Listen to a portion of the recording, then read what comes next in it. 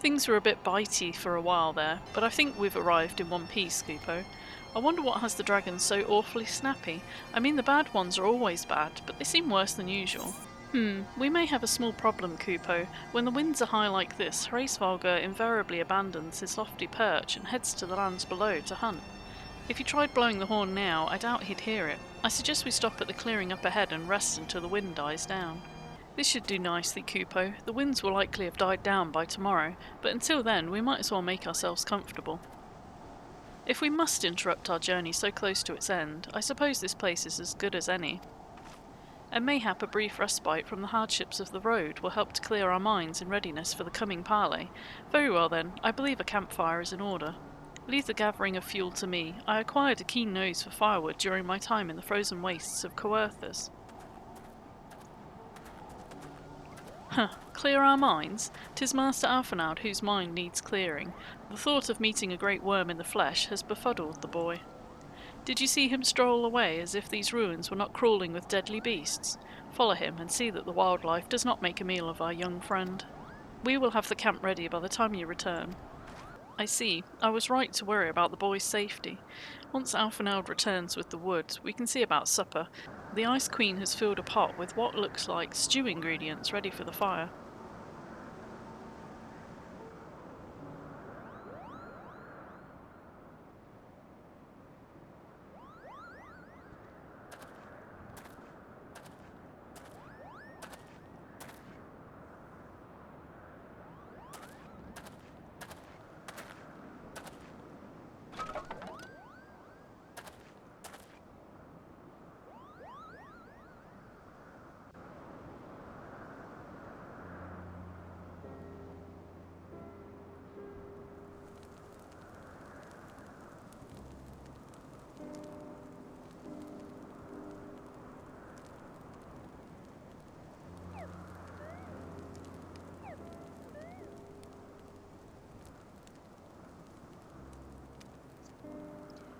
Few things compare to the simple pleasure of sitting beside a crackling campfire of one's own making.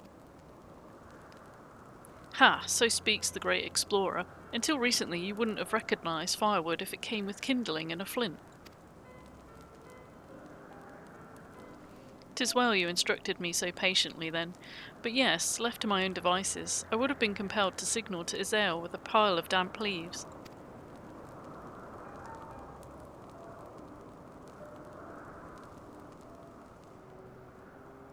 I was born the pampered son of a Charlian dignitary, and alongside my twin became the youngest student ever to be accepted into the studium. How proud I was to match wits with scholars and philosophers, how ignorant of mine own shortcomings. That hubris invited manipulation and betrayal, and led to the downfall of the Scions. We all of us are guilty of similar ignorance. How many men lay down their lives, never knowing what it was that they fight for, never questioning that which they have been taught to believe. 'Twas only upon meeting Hraesvalgar that I learned the truth hidden within our history. Were it not for that chance encounter, I would never have vowed to tear down the Holy See and expunge the falsehoods with which it fans the flames of conflict. I would have lived and died in ignorance. That the truth has driven me to do terrible things, I cannot deny, but I would rather sin in the pursuit of peace than imagine myself virtuous for perpetuating a needless war. If this journey has taught me anything, it is the importance and difficulty of holding to one's convictions in the face of failure, of striving always to replace one's ignorance with knowledge. You are well on your way, Master Alphinaud. At your age, I was but a fool swinging a spear with scarcely a thought in my head. Even now I struggle to acknowledge the misconceptions under which I've laboured. Sitting here amongst these grand ruins, how can I deny that man and dragon once lived in peace? But for all that such an age existed, we are now in a time of war. Needhogg killed my family, and no quirk of history will exonerate him. I may be ignorant of how the Dragon Song War began, but if we do not put an end to this conflict now, I can say for a certainty that it will only breed more vengeful souls such as mine.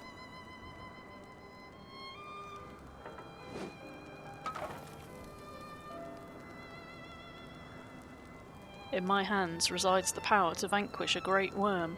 If Ishgard's survival rests on me wielding that power, I will slay Needhogg myself, orders or no. Estinian, you gave your word. My word is contingent upon the success of our parley. Show me the strength of your convictions, Lady Iceheart. Convince Hraesvelgr of the righteousness of your cause.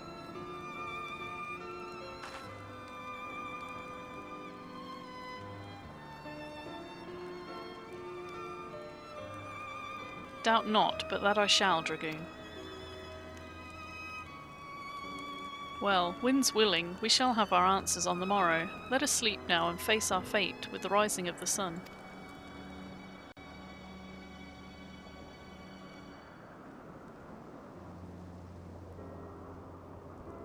The campfire was so cosy, I must have fallen asleep, Kupo. But do you feel how the winds have shifted? They will have borne Hraesvelgr back to the skies above Zenith, I'm sure of it. This is your chance to climb to the highest floor of the palace and summon him with a toot on that shiny horn. So, I'll be heading back now if it's all the same to you. Good luck, Kupo. It was nice knowing you.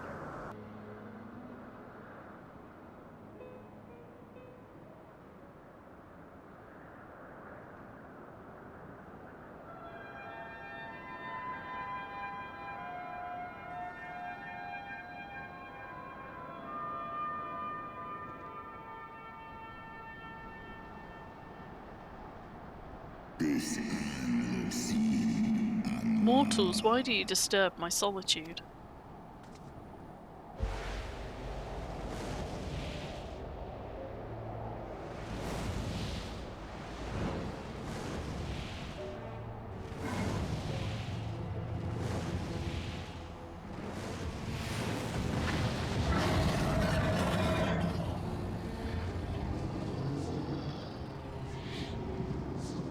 Hraesvelgr.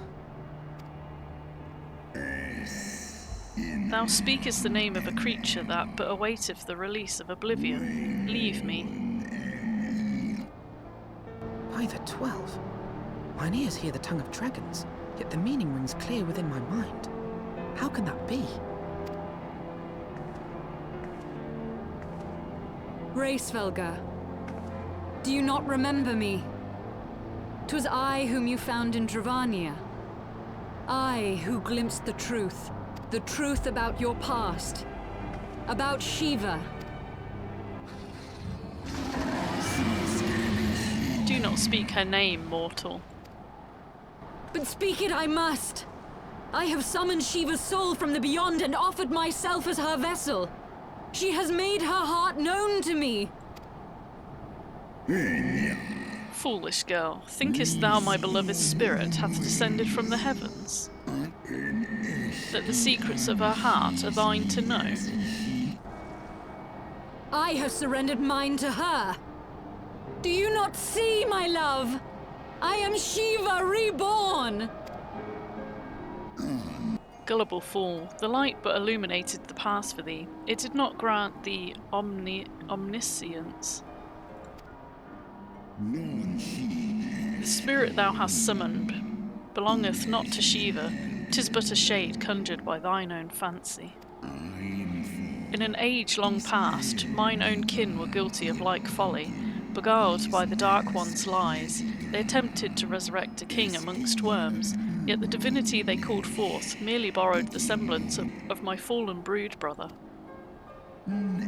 Such gods are not summoned, but created, phantoms spun from the threads of misplaced faith. Then the spirit that answered me was but thy dream of Shiva. Thy soul hath been corrupted by a deity of thine own making, child.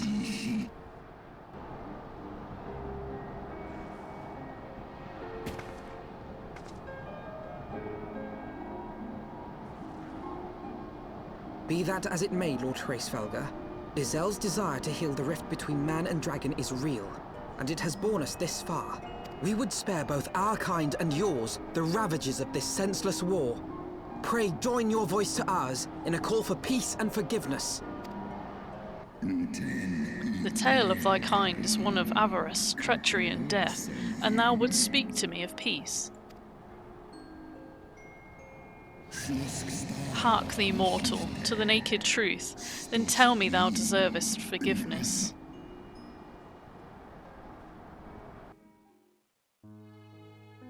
"1,200 years ago, my beloved Shiva's sacrifice served to bring an end to the war twixt man and dragon, paving the way for an age of peace and cooperation. 2 centuries of harmony were to follow, during which time the Elezen learned much about us, not least that the eyes of a great worm are the wellspring of his strength. 'Twas out of selfish desire to possess this strength that King Thordan then conspired to undo all that our peoples had achieved together.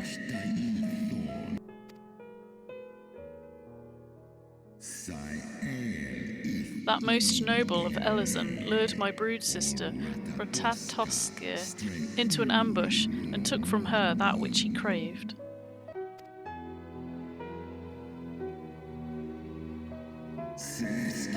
Fain would I strike the image from my mind, yet still the scene doth linger of my brood sister's tattered corpse, defiled by her Elezen allies. They had torn out her eyes and feasted upon them in the manner of wild beasts. Yet that was not all, for from their bloody banquet the fiends had gained strength beyond that of mortal men. Even now I labour to comprehend the enormity of their betrayal.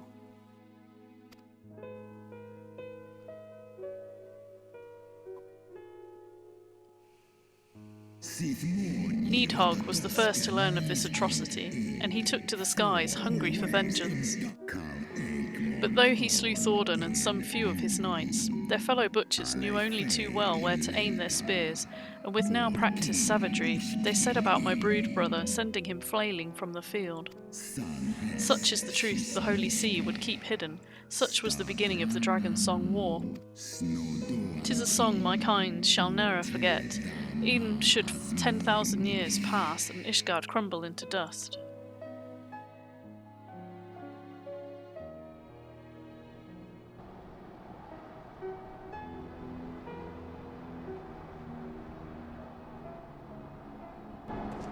Your tale bears scant resemblance to the one I was taught. How convenient that it should absolve your kind of all responsibility. But tell me, Dragon, why should I believe your version of events? What thou choosest to believe is immaterial. The betrayal that yet haunts mine every waking moment is no less than the truth to my kind. And Needhogg meaneth for Thordan's people to suffer for this sin till the end of days. That which thou imaginest a war of extinction is but a punishment, a siege of the spirit. Hast thou not seen those who tire of the torment, those who abandon their own and side with dragonkind? Ishgard's so-called heretics. Know that all the traitors' progeny bear a trace of Ratatoskir's essence, but a single sip of our blood is enough to awaken it. Then the seed lies within us. 'Tis for this reason that those who abandon their loyalties are rewarded with a drink, and thus are they transformed to join the ranks of Needhogg's ever-growing army as newborn dragons. One by one, through death or defection, my brood brother shall account for all of the betrayer's children. Ye gods, I have borne witness to such a transformation. Looked on as a heretic assumed the shape of a dragon. I imagined it some manner of Dravanian enchantment. But if any Ishgardian, regardless of allegiance, has such potential within them, 12 forgive us. To think of all the dragons we've slain!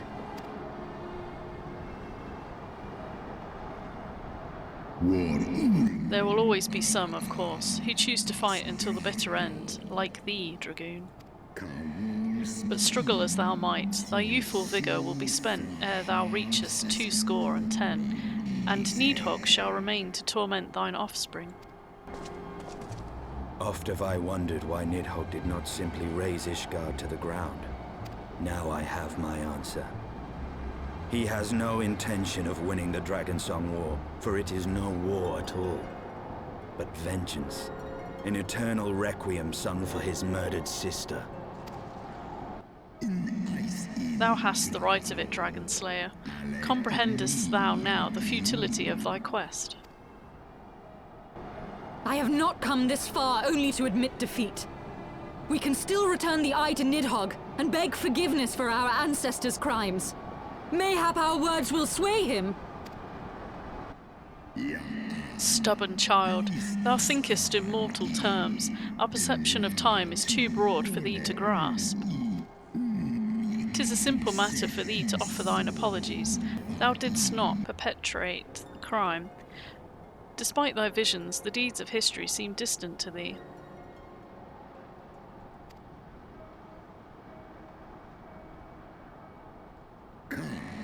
For a worm such as Nidhogg, however, that history is yet part of his present, as fresh as the blood that did gush from Ratatoskir's wounds. How could he not be driven mad? 'Tis only by the calming embrace of Shiva's soul that mine own fury hath not consumed me. But let us speak no more of what is done. My faith in your kind is spent, and I would be alone.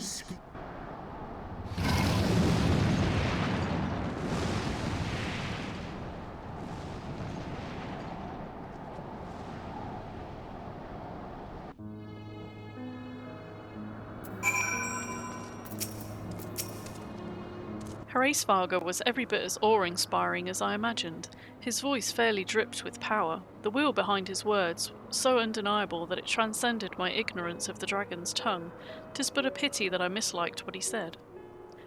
So far did we travel, even unto the very heavens themselves, only to be dismissed like unruly children. And far from mitigating this humiliation, the hidden truths we have learned serve only to prove that our grand mission of peace was destined to fail from the first.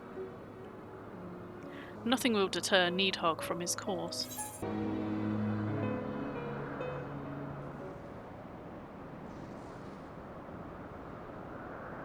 Well, what do you propose we do now? I, for one, am intent on continuing to the east. What is there to be found in the east? Nidhogg's lair, the Eyrie, is said to lie in that direction. And the eye tells me he is near. You cannot still mean to slay him. You cannot still mean to stop me. I have been true to my word, and aided you in this fool's errand with Hraesvelgr. But your efforts at parley have come to naught, Lady Iceheart. I would see Ishgard saved, and for that, Nidhogg must die. With the tale of our ancestors' vile betrayal yet ringing in your ears, you speak of continuing this war? Nay, lady. I would but pierce its vengeful heart. When Nidhogg dies, this war shall die with him. A moment, Estinian.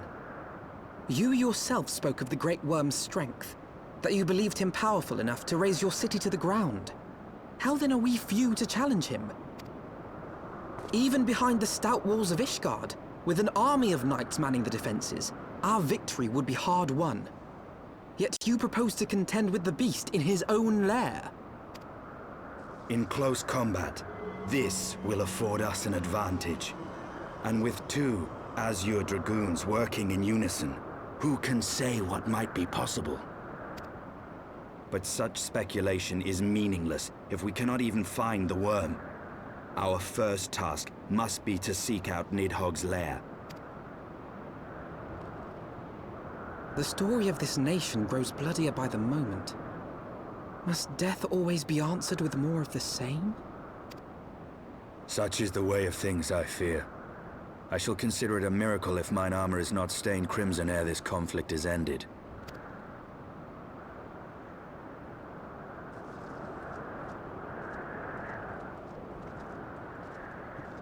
I should be blinded by my own lies. Everything I believed, everything I thought I was, gone. All gone. Leave her. Your words will not reach her now. And we have not the time to wait for her to gather up the pieces of her shattered faith.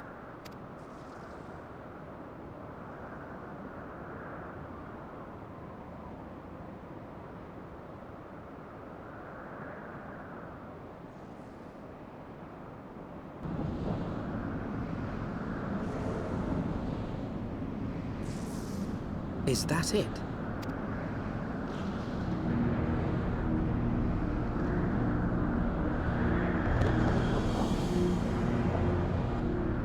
Aye, that would be the Eyrie. I feel Nidhogg's presence through the eye, his caustic hatred gnawing at my soul. 'Twould seem the death of his consort has put him on guard. Mark how he wards his lair with tempestuous winds. A similar barrier once barred our entrance to the Primal Garuda's domain, until we discovered the means by which it could be penetrated.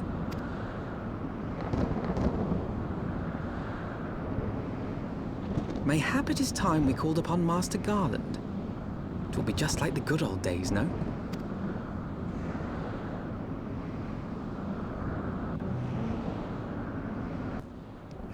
A force of sufficient power to break through a primal's defences might conceivably grant us access to the Eyrie. And I can offer no better solution. Pray consult this engineer friend of yours.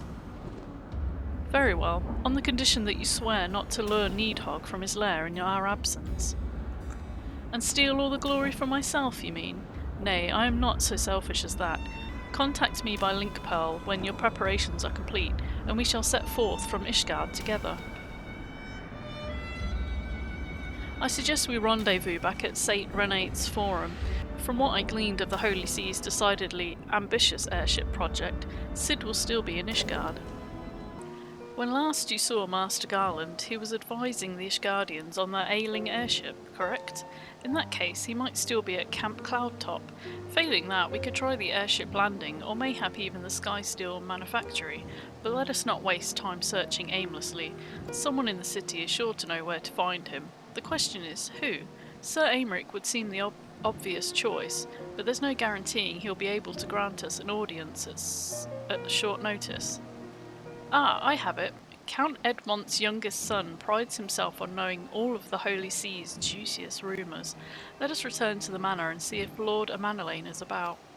Ah, the hero returns. How goes the fight, old girl? Well, I trust. In search of a Cid Garland, you say? Then say no more. The taverns are full of talk, and the name of said silver-haired genius has cropped up more often than most. I hear he's been tasked with getting that monstrous airship the Holy See commissioned to actually fly. 'Twould seem the project has been plagued with mishaps from the first. In any case, Garland Ironworks employees are known to frequent the airship landing, and I'll wager their master does too. The airship landing? Yes, I thought as much. Come, we must find Cid and trouble him for his expert opinion.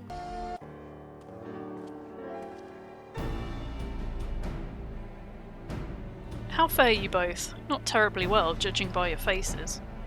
Greetings, Master Garland. I'm sure it will come as little surprise when I tell you we have need of a favour.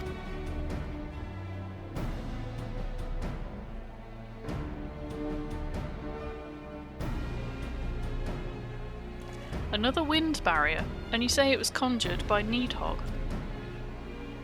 The Enterprise could certainly take you where you need to go, but she would not fare well against dragons. She's agile for a ship her size, but not that agile.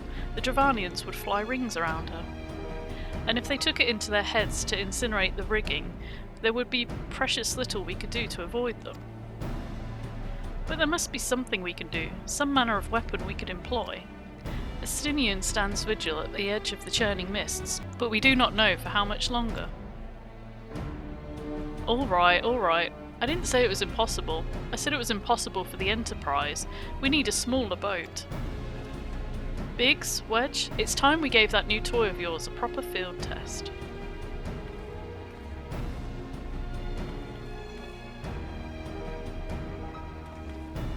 It's probably best if I let the lads show you. Come on, the manufactory is not far.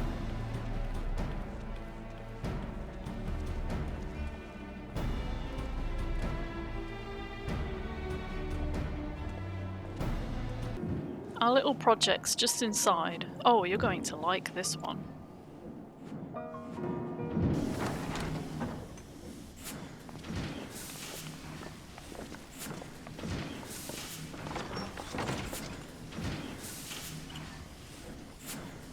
Feast your eyes upon our latest and greatest feat of engineering.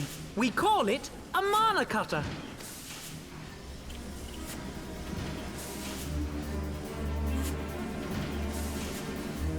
After you put down Gaius, Wedge and me struck out on our own for a bit, and started work on the successor to the tiny Bronco. Impressive little thing, isn't she? My talent for ship design has plainly rubbed off on her.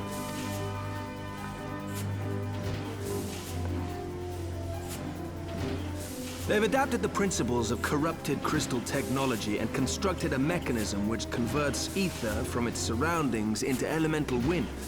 Said wind is then harnessed by the specially engineered sails, providing the craft with propulsion and lift. All in all, a most elegant solution. I'm actually a little upset that I didn't think of it myself. The design does, however, come with one small flaw. The energy conversion ratio is bloody awful. To generate enough power to get you off the ground, you need to be in an area awash with predominantly wind-aspected ether. In other words, there are a few places you can fly, lots of places you can't. The new Ishgardian airship hasn't left the boys much time for tinkering, meaning it may be a while before this particular project takes off, if you'll forgive the pun.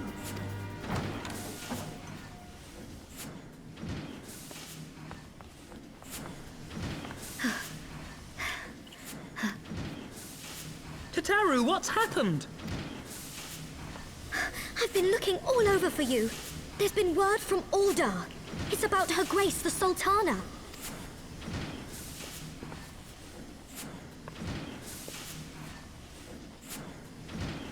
It seems you're required elsewhere. Leave the mana cutter with us. We'll see that she's airworthy and suitably equipped to slice through those winds.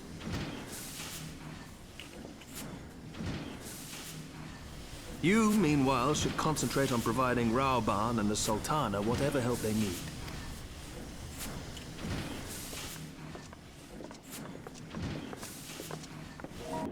General Raoban says they may have uncovered the Sultana's whereabouts, and he wants you, by which I mean both of you, to go to the Waking Sands right away and help with the investigation. Come, pressing though Ishgard's plight may be, our presence here will not serve to hasten the mana cutter's completion. Let us return to the troubled lands of Thanalan and lend what aid we may. Tataru, have our friends at the congregation send a message to Estinian. Tell him we've identified a solution to our problem, but it will take some time to prepare.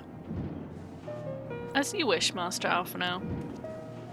To the Waking Sands, Warrior of Light, 'tis past time Uldar was delivered from this darkness.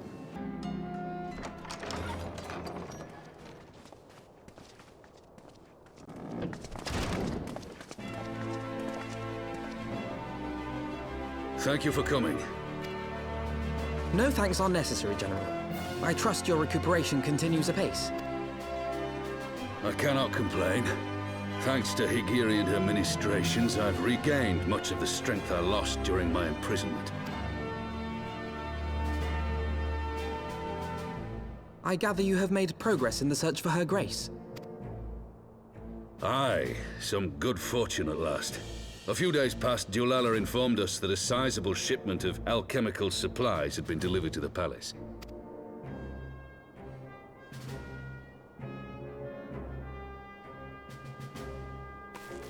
With Papa Shan's assistance, I set out to ascertain the source and nature of the shipment. My inquiries led me to Frondale's frontistery. There, I learned that an order had been placed for a curious substance designed to sustain patients trapped in death-like slumber. An invention of the former head alchemist, apparently. A death-like slumber? This cannot be a coincidence. It lends some weight to Dulala's claims, aye. Her Grace is likely somewhere within the palace, abed but alive. Before making any attempt to extricate the Sultana, however, it seemed prudent to learn what manner of substance was used to induce her torpor. To that end, I made inquiries as to the whereabouts of the one most like to have administered it. The lady in waiting, Meriel. We sent for you as soon as we learned of her location. All that remains is to apprehend the woman. We shall find our cat's paw in the Silver Bazaar. But we must tread carefully. The market is not the bustling place it once was, and someone is sure to mark our coming. Should they inform the monetarists, we'll have a fight on our hands. We must be prepared for the worst, and being short an arm, I thought it wise to take another in its stead. What say you, Warrior of Light? Will you lend me yours? Then I pity the bastard that stands in our way. Come, my friends, for Nanamo, and for Uldar!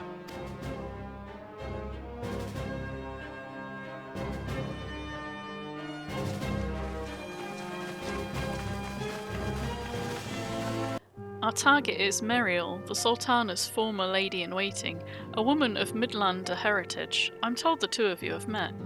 Our sources indicate that she left the palace shortly after the incident and quietly rejoined the dwindling population of the Silver Bazaar. I suggest we begin by questioning the market's residents and confirm that Meriel is still in hiding there.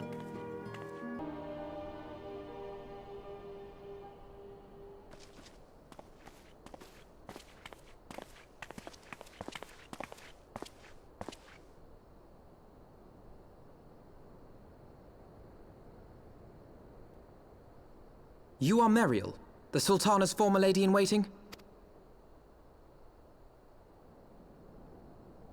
I know no one of that name. Pray excuse me.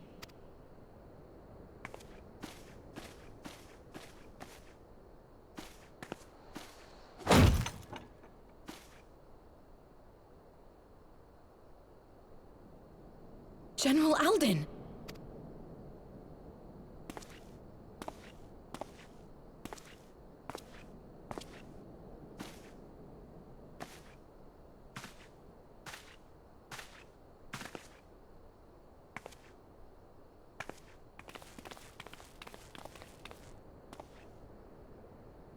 We will have the truth from you, girl.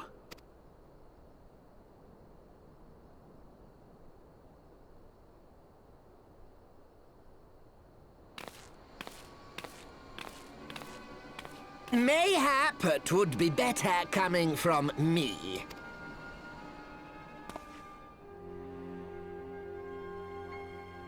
Lolarito, you'd best talk fast. As you know, Teleji Adeleji's Cartano reclamation bill was no more than a facade. A means to get his grubby little hands on that Allagan monstrosity, Omega.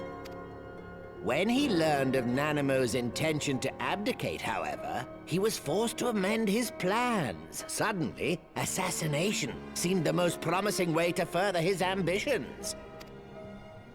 I am told Teleji had discovered a maid in whose veins ran the blood of House Thorn. A new, more pliable puppet to sit the throne. 'Twould have caused an uproar, of course, but few could have contested her claim.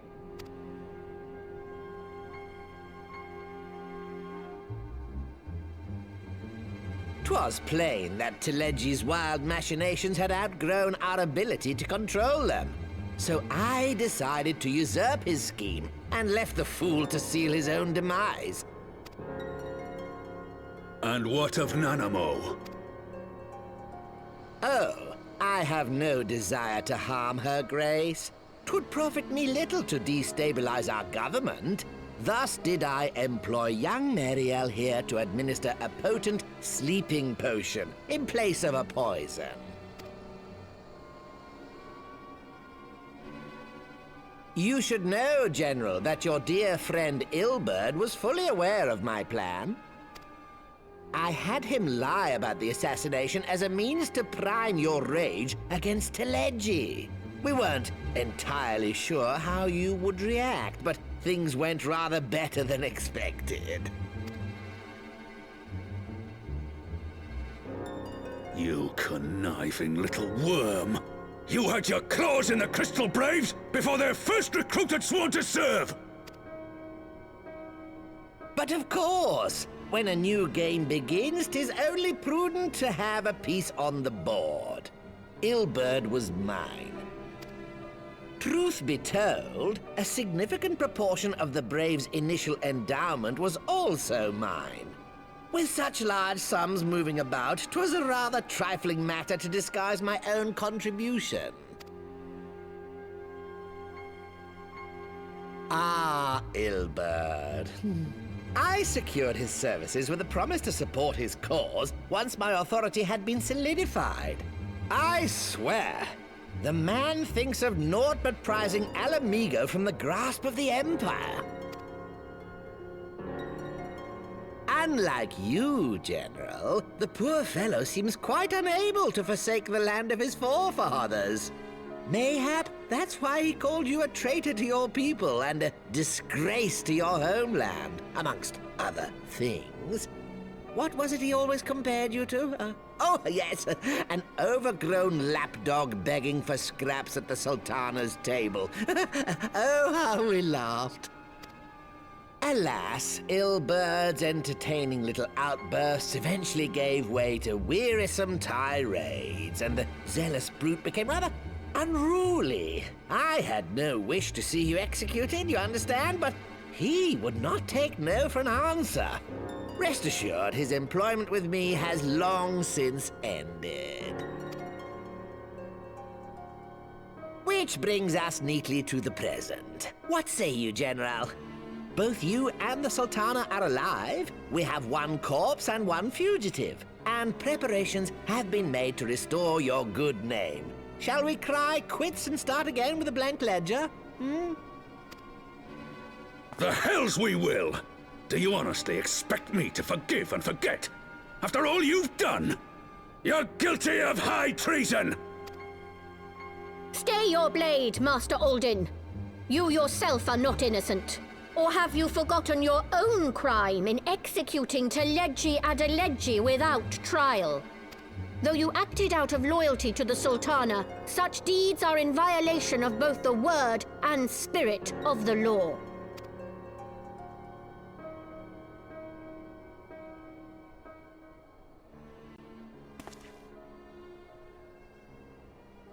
If you would, Lord Lolorito?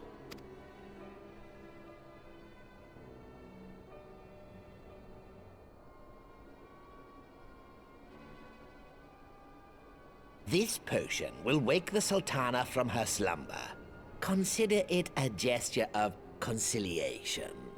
You will find Her Grace resting comfortably within her private chambers. Should you doubt my word, I shall willingly accompany you to the palace as your hostage.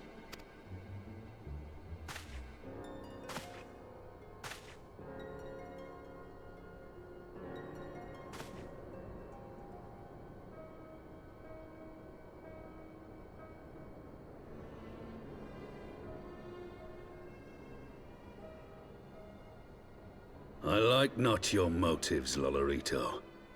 But you saved the Sultana's life, and for that, you have my gratitude.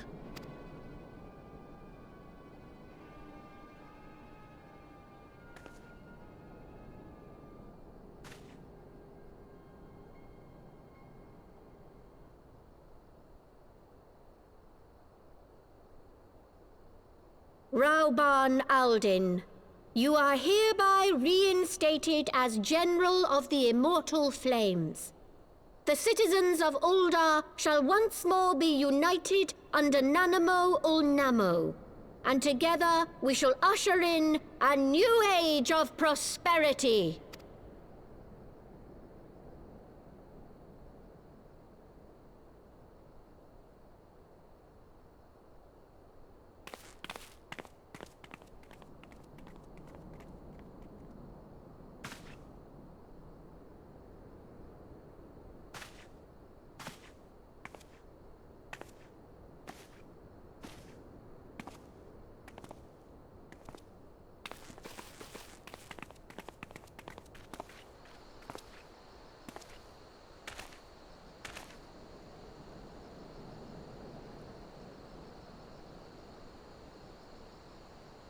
By the 12, I feared Lord Lolorito's arrival would herald another bloodbath.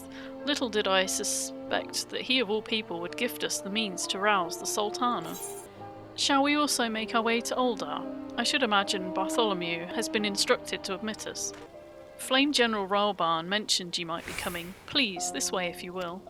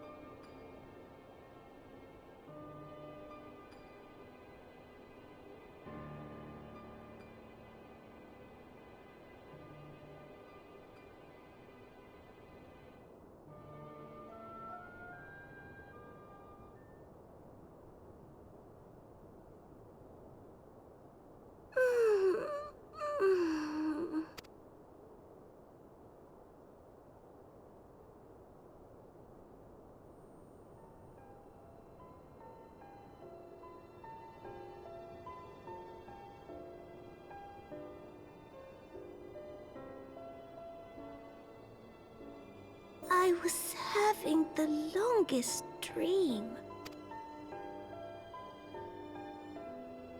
'Tis time to wake up, Your Grace. Another day begins in Thanalan, and the sun blazes bright upon the sands.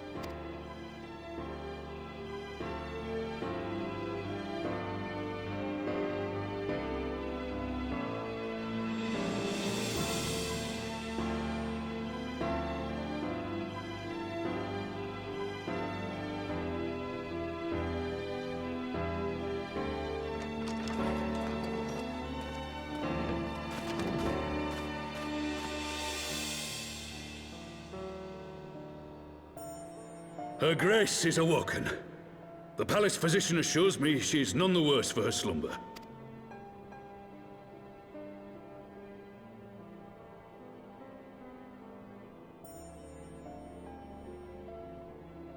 I believe Her Grace will soon resume her plans to place the government of Uldar into the hands of its citizens.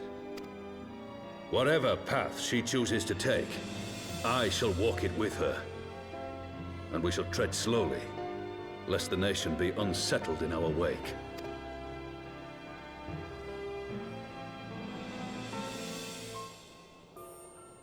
Her Grace's compassion is a shining beacon to us all. But what our city truly thrives upon is competition. 'Tis in the struggle against our rivals that opportunities are seized and fortunes made. And with the Empire on the offensive once more, now would hardly seem the time to turn our system of government upon its head. Are you privy to new intelligence, my lord? I would hardly call it new. Remind me, what was the name of that enormous Imperial warship which met its end in Mordona? Wait, I have it. The Agrius, yes, well. 'Twould appear that the Garleans have been hard at work on another such vessel. How close are they to completing this ship? Is it operational? Its maiden flight was a success, I hear. I should imagine Emperor Varys is eager to see how it performs in battle.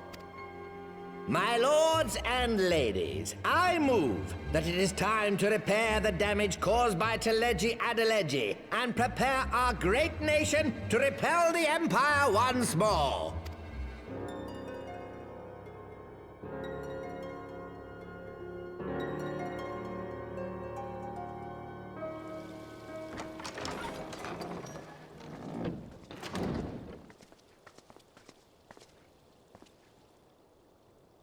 "'Tis well that the Sultana has awoken.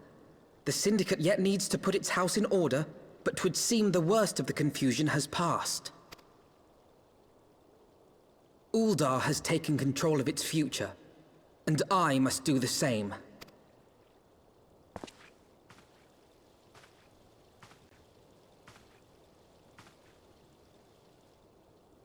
I have decided to disband the Crystal Braves. Among the recruits, there were those who supported our Order's goals and convictions with all sincerity. 'Tis my hope that these loyal men and women will choose to remain our allies in the battles to come. As for those who sided with the traitor, Ilberd, they shall be hunted down and held to account for their crimes. It is my earnest hope that they will surrender themselves peaceably when the time comes, though I think it unlikely. Ah, my all-conquering Crystal Braves. The model army meant to pave the way for a single, unified Grand Company of Eorzea. That so high an ideal should be brought so low. I need not tell you how deeply the betrayal stung me. Yet I see now that it was mine own naivety and pride which allowed the Braves to fall prey to corruption. As ever, it is to your own shining example that I turn for inspiration. Like you, I mean to stand firm in the face of hardship and give mine all for the cause. Let us resume the search for our missing comrades, that we might come together to shine the light of dawn across the realm once more. The role of Crystal Brave Commander suited me ill, and I shall play it no longer. Henceforth, I shall be no more or less than Alphino, proud member of the Scions. I blush to speak thus of mine inner turmoil, but the fact remains, there's no woman alive in whom I would rather confide. Were it not for your shining example, I might never have emerged from beneath the pall of my despair. Still no word from Master Garland. I hope this manor cutter of theirs is nearing completion.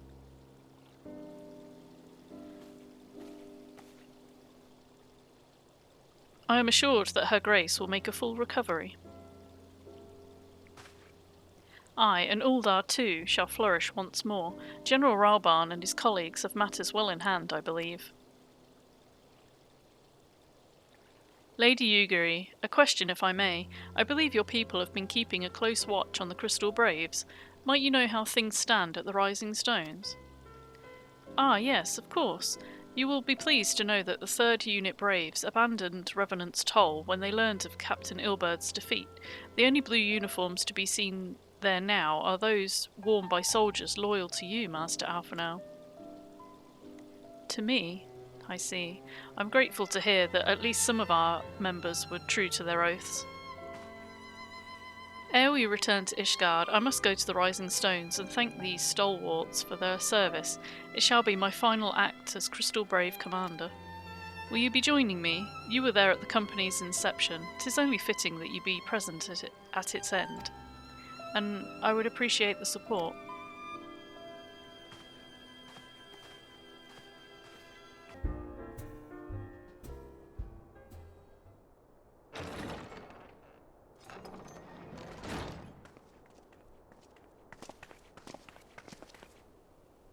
Commander, you're alive. Aye, you too. I knew you'd scrape through. My splendid Crystal Braves, I've wronged you, all of you. My promises of glory and salvation have brought you naught but blood and betrayal. Bah, you'll not hear us complaining. 'Twas a slight messier than expected, aye, but we was all still fighting for the freedom of all, just like we swore. Ain't that right, mates? Aye.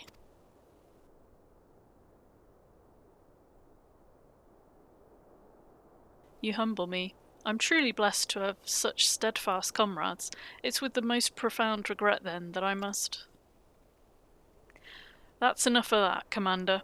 We know what you've a mind to say, and we ain't having none of it. We've talked it over, see, and we're all agreed. You can take our uniforms and strip us of our ranks, but we won't be no less of a company. But the Crystal Braves? The Crystal Braves may be finished, but the ideals upon which the company was founded live on. They bind us to each other, and to you. Commander, Alphinaud, our minds are made up, so you may as well get used to it. Let us help the Scions. Let us help you find Minfilia and the others.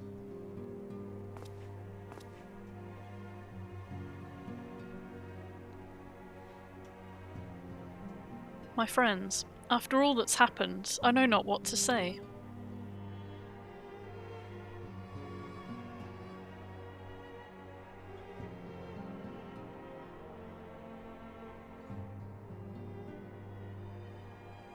Pray excuse me, I had thought my tears spent. My grandfather used to say that one could measure a man by the constancy of his comrades. Mayhap I'm the exception which proves the rule. Nay, do not protest. I know that I am not worthy of their loyalty. But as Thaliak is my witness, I shall do everything in my power to earn it. I must speak of future plans with the remaining Braves. Any information we uncover on the missing Scions will need to be shared with our allies across the realm, specifically Urianger in the Waking Sands and Tataru in Ishgard. While we are organising our various channels of communication, I would ask that you call upon Master Garland at the manufactory. I will join you in Ishgard as soon as I'm able.